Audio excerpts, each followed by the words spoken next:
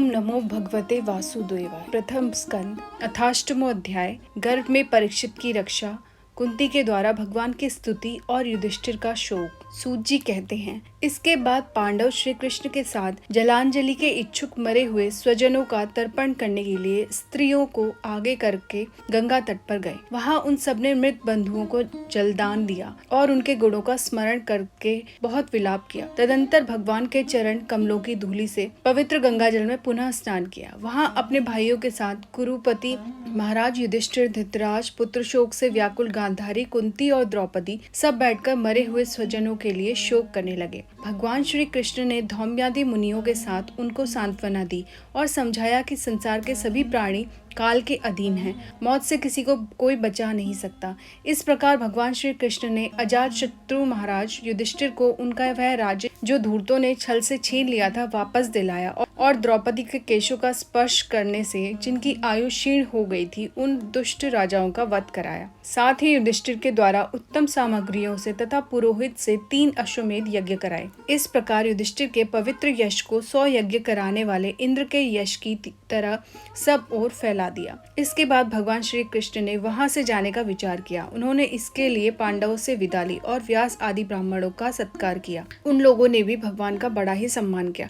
तदंतर सात्यकी और उद्धव के साथ द्वारका जाने के लिए वे रथ पर सवार हुए। उसी समय उन्होंने देखा कि उत्तरा भय से विह्वल होकर सामने से दौड़ी चली आ रही है। उत्तरा ने कहा, देवादिदेव जगदीश्वर, आप महायोगी हैं, आप मेरी रक्षा कीजिए, रक्षा कीजिए। आपके अतिरिक्त इस लोक में मुझे अभय देने वाला और कोई नहीं है, क्योंकि यहाँ सभी परस्पर एक दूसरे की मृत्यु के निमित्त बन रहे हैं। प्रभु, आप सर्वशक्तिमान हैं। यह दहकते हुए लोहे का बाण मेरी ओर दौड़ा आ रहा है।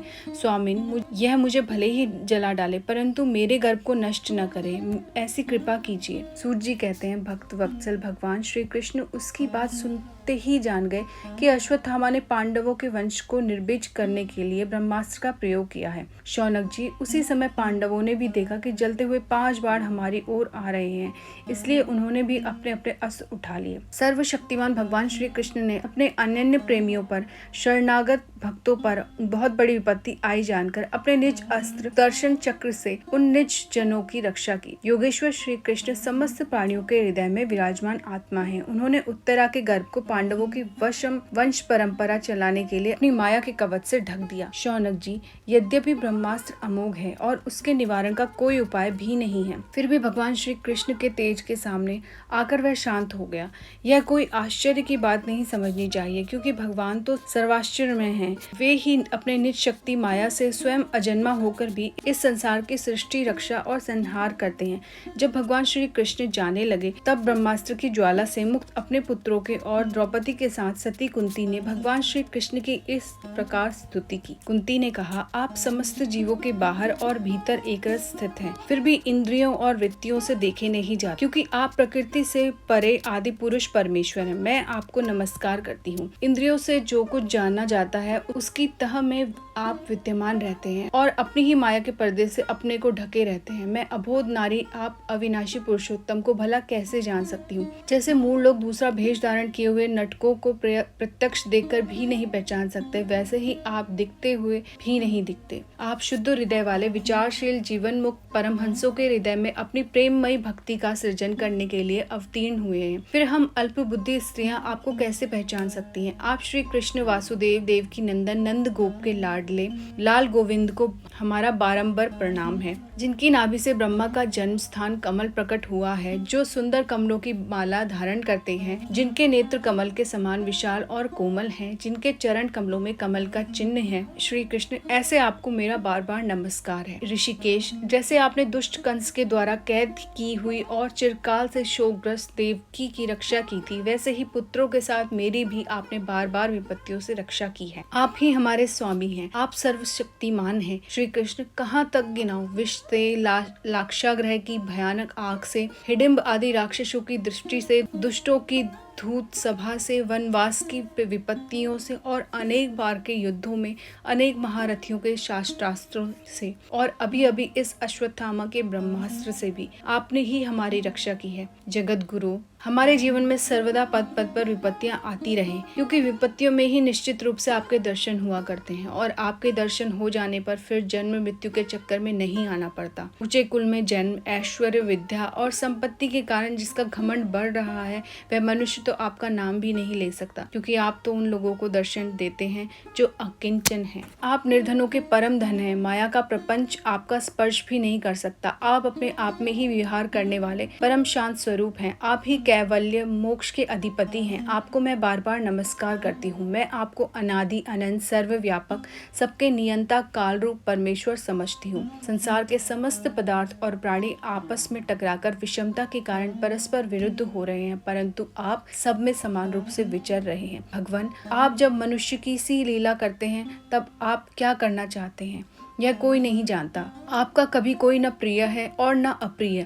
आपके संबंध में लोगों की बुद्धि ही विषम हुआ करती है। आप विश्व के आत्मा हैं, विश्व रूप हैं। न आप जन्म लेते हैं और न कर्म ही करते हैं, फिर भी पशु पक्षी, मनुष्य, ऋषि, जलचर आदि में आप जन्म लेते हैं और उन योनियों के अनुरूप दिव्य कर्म भी करते हैं। यह आपकी लीला ही तो है।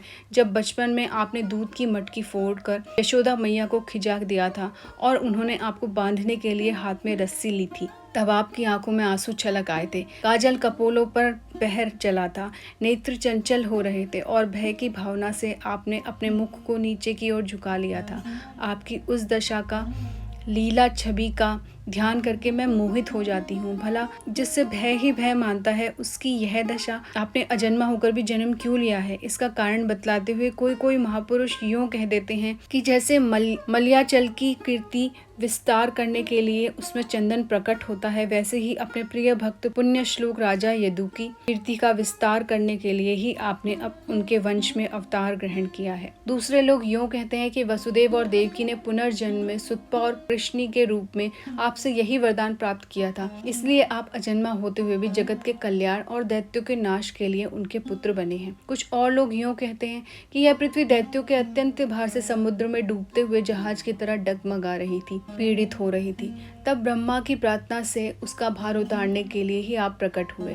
कोई महापुरुष यूं कहते हैं कि जो लोग इस संसार में अज्ञान, कामना और कर्मों के बंधन में जकड़े हुए पीड़ित हो रहे हैं, उन लोगों के लिए श्रवण और स्मरण करने योग्य लीला करने के विचार से ही आपने अवतार ग्रहण किया है। भक्तजन बार बार आपके चरित्र का श्रवण, गान, कीर्तन और स्मरण करके आनंदित होते रहते हैं। वे भी अविलंब आपके उस चरण कमल का दर्शन कर पाते हैं जो जन्म मृत्यु के प्रभाव को सदा के लिए रोक देता है। भक्तवाचा कल्पतरु प्रभु, क्या अब आप अपने आश्रित और संबंधी हम लोगों को छोड़कर जाना चाहते हैं?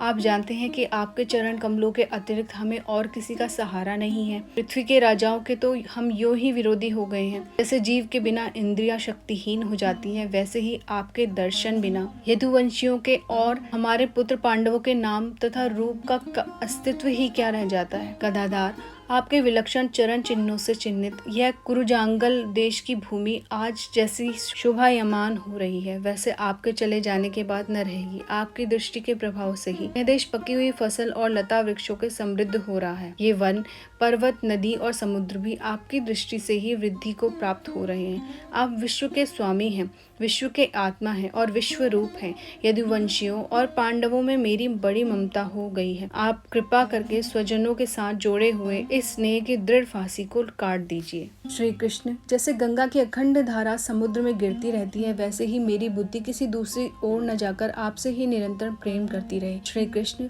अर्जुन के प्यारे सखा यदुवंश शिरोमणि, आप पृथ्वी के भार रूप राजवेशधारी दैत्यों को जलाने के लिए अग्नि स्वरूप हैं। आपकी शक्ति अनंत है। गोविंद, आपका यह अवतार गौ, ब्राह्मण और देवताओं का दुख मिटाने के लिए ही है। योगेश्वर, चराचर के गुरु भगवान, मैं आपको नमस्कार करती हूँ। सूत जी कहते हैं, इस प्रकार कुंती ने बड़े मधुर शब्दों में भगवान की अधिकांश लीलाओं का वर्णन किया। यह सब सुनकर भगवान श्री कृष्ण अपनी माया से उसे मोहित करते हुए से मंद मंद मुस्कुराने लगे। उन्होंने कुंती से कह दिया, अच्छा ठीक है, और रथ के स्थान से वे हस्तिनापुर लौट आए। वहाँ कुंती और सुभद्रा आदि देवियों से विदा लेकर जब वे जाने लगे, तब राजा युधिष्ठिर ने बड़े प्रेम से उन्हें रोक लिया। राजा युधिष्ठिर को अपने भाई बंधुओं के मारे जाने का बड़ा शौक हो रहा था। भगवान की लीला का मर्म जानने वाले व्यास आदि महर्षियों ने स्वयं अद्भुत चरित्र करने वाले भगवान की लीला का मर्म जानने वाले व्यास आदि महर्षियों ने और स्वयं अद्भुत चरित्र करने वाले भगवान श्री कृष्ण ने भी अनेकों इतिहास कहकर उन्हें समझाने की बहुत चेष्टा की, परंतु उन्हें सांत्वना न मिली। उनका शोक न मिटा। शौनकादि ऋषियों धर्मपुत्र राजा युधिष्ठिर को अपने स्वजनों के वध से बड़ी चिंता हुई। वे अविवेक युक्त चित्त से स्नेह और मोह के वश में होकर कहने लगे, भला मुझ दुरात्मा के हृदय में बद्धमूल हुए इस अज्ञान को तो देखो। मैंने सियार कुत्तों के आहार इस अनात्मा शरीर के लिए अनेक अक्षौहिणी सेना का नाश कर डाला। मैंने बालक, ब्राह्मण, संबंधी, मित्र, चाचा, ताऊ, भाई, बंधु और गुरुजनों से द्रोह किया है। करोड़ों वर्षों से भी नरक से मेरा छुटकारा नहीं हो सकता। यद्यपि शास्त्र का वचन है कि राजा यदि प्रजा का पालन करने के लिए धर्म युद्ध में शत्रुओं को मारे तो उसे पाप नहीं लगता, फिर भी इससे मुझे संतोष नहीं होता। स्त्रियों के पति और भाई बंधुओं को मारने से उनका मेरे द्वारा यहाँ जो अपराध हुआ है उसका मैं गृहस्थोचित यज्ञादि के द्वारा मार्जन करने में समर्थ नहीं हूँ। जैसे कीचड़ से गंदला जल स्वच्छ नहीं किया जा सकता, मदिरा से मदिरा की अपवित्रता नहीं मिटाई जा सकती, वैसे ही बहुत से हिंसा बहुल यज्ञों के द्वारा एक भी प्राणी की हत्या का प्रायश्चित नहीं किया जा सकता। इति श्रीमद्भागवते महापुराणे पारमहंस्यां संहितायां प्रथम स्कंदे कुंती स्तुति युधिष्ठिरानुतापो नामाष्टोम अध्याय। हरे कृष्ण।